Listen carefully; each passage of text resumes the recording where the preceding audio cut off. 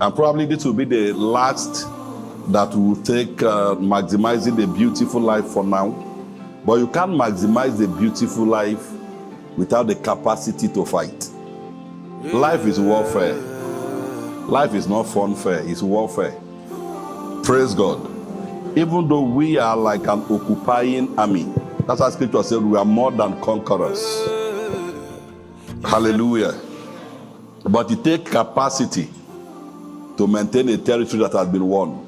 I've said it here before that if your father is a world heavyweight champion and he died and he wants to inherit his box, his belt, you need to defend it.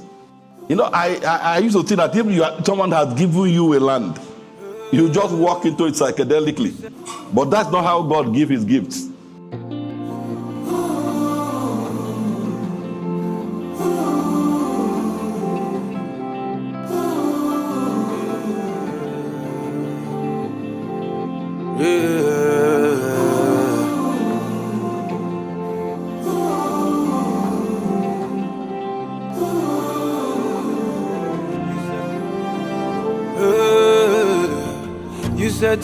Because God is a just God.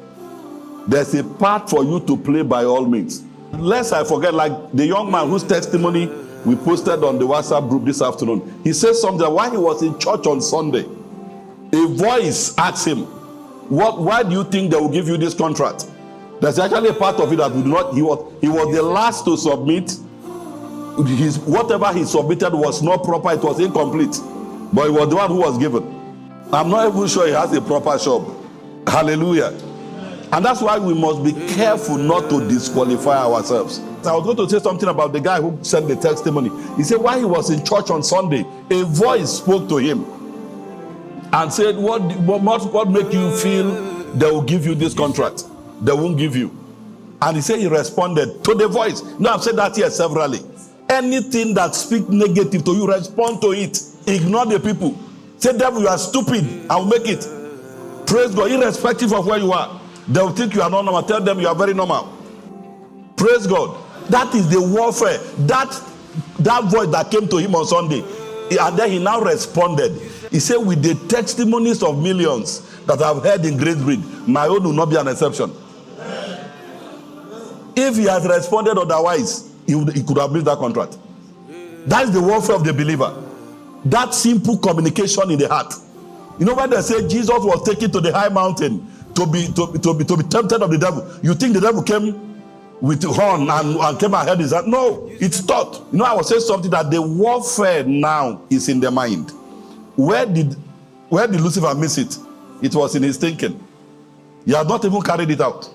And then in the New Testament, you hear Jesus keep telling people, why do you think in your heart? Why do you say that in your heart? Why do you imagine that in your heart? This was the imagination that led to the fall of Lucifer. And while we're talking about honor, you know, I say honor is in the heart. Honor starts in the heart.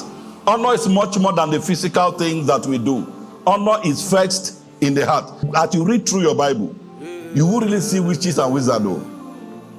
The ones that we are bothered about.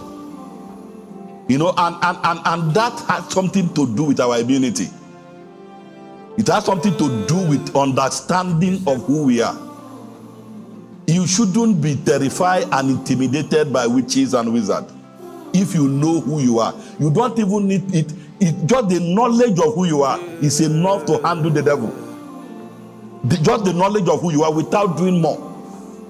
The revelation of who you are as a believer is enough to handle, because they are not even mentioned in the hierarchy of issues at all.